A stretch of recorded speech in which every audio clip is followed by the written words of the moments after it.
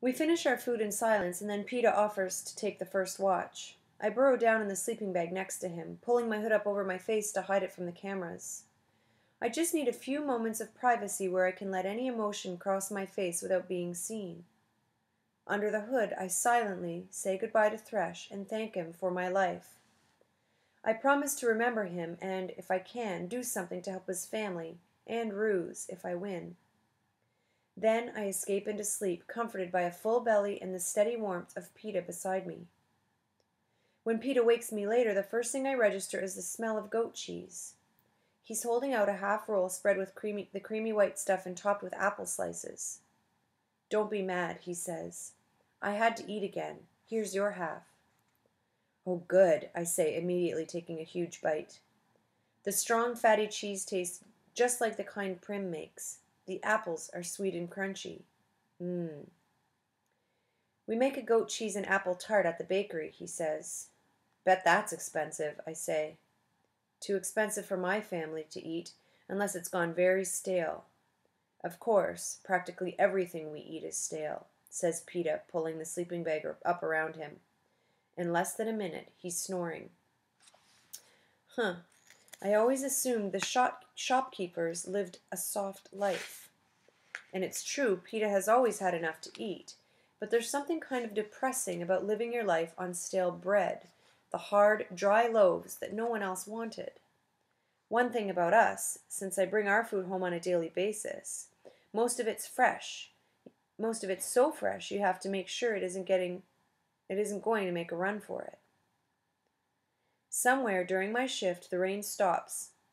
Not gradually, but all at once.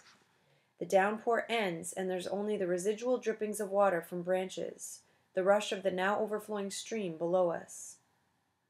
A full, beautiful moon emerges, and even without the glasses I can see outside. I can't decide if the moon is real or merely a projection of the game makers.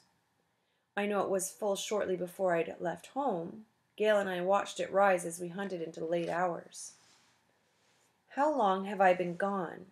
I'm guessing it's been about 2 weeks in the arena.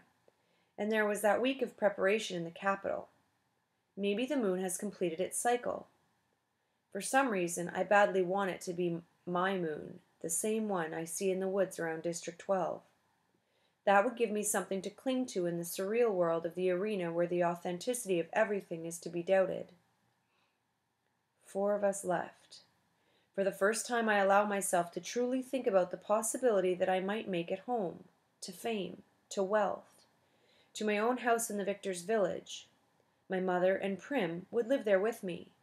No more fear of hunger. A new kind of freedom. But then what? What would my life be like on a daily basis? Most of it has been consumed with the acquisition of food. Take that away, and I'm not really sure who I am, what my identity is. The idea scares me.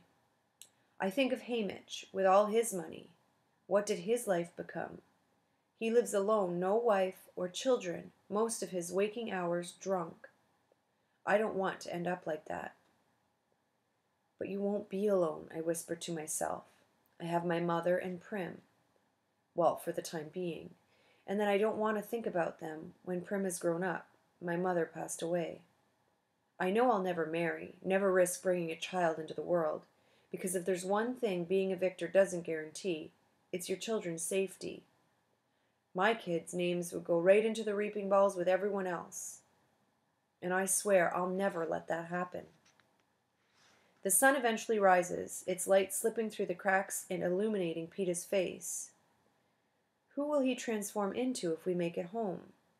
This perplexing, good-natured boy who can spin out lies so convincingly the whole of Panem believes him to be hopelessly in love with me.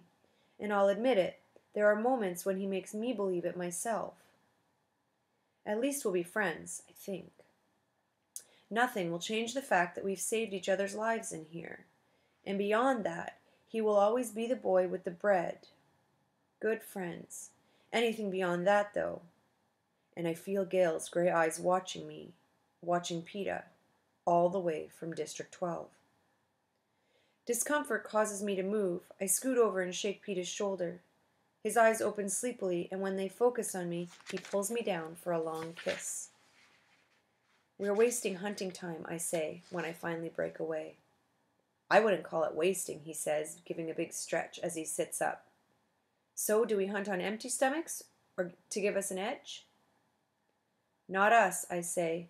We stuff ourselves to give us staying power. Count me in, Peeta says. But I can see he's surprised when I divide the rest of the stew and rice and hand a heaping plate to him. All this? We'll earn it back today, I say, and we both plow into our plates. Even cold, it's one of the best things I've ever tasted. I abandon my fork and scrape up the last dabs of gravy with my finger. I can feel Effie Trinket shuddering at my manners. Hey, Effie, watch this, says Peeta. He tosses his fork over his shoulder and literally licks his plate clean, with his tongue making loud, satisfied noises. Then he blows a kiss out to her in general and calls, "We miss you, Effie." I cover his mouth with my hand, but I'm laughing. Stop. Cato could be right outside our cave. He grabs my hand away. What do I care? I've got you to protect me now, says Peeta, pulling me to him. Come on, I say, in exasperation, extricating myself from his grasp, but not before he gets in another kiss. Once we're packed up and standing outside our cave, our mood shifts to serious. It's as though for the last few days, sheltered by the rocks and the rain and Cato's preoccupation with Thresh, we were given a respite, a holiday of sorts. Now, although the day is sunny and warm, we both sense we're really back in the games. I hand Peeta my knife, since whatever weapon he once had are long gone, and he slips it into his belt. My last 7 arrows, of the 12 I sacrificed, 3 in the explosion, 2 at the feast, rattle a bit too loosely in the quiver. I can't afford to lose any more. He'll be hunting us by now, says Peeta. Cato isn't one to wait for his prey to wander by. If he's wounded, I begin. It won't matter, Peeta breaks in. If he can move, he's coming. With all the rain, the stream has overrun its banks by several feet on either side. We stop there to replenish our water. I check the snares I set days ago and come up empty. Not surprising with the weather. Besides, I haven't seen many animals or signs of them in the arena. If we want food, we better head back up to my old hunting grounds, I say. Your call. Just tell me what you need me to do, Peeta says. Keep an eye out, I say. Stay on the rocks as much as possible. No sense in leaving him tracks to follow.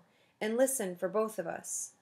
It's clear at this point that the explosion destroyed the hearing in my left ear for good. I'd walk in the water to cover our tracks completely, but I'm not sure Peeta's leg could take the current. Although the drugs have erased the infection, he's still pretty weak. My forehead hurts along the knife cut, but after 3 days the bleeding has stopped. I wear a bandage around my head, though, just in case physical exertion should bring it back. As we head alongside the stream, we pass the place where I found Peeta camouflaged in the weeds and mud.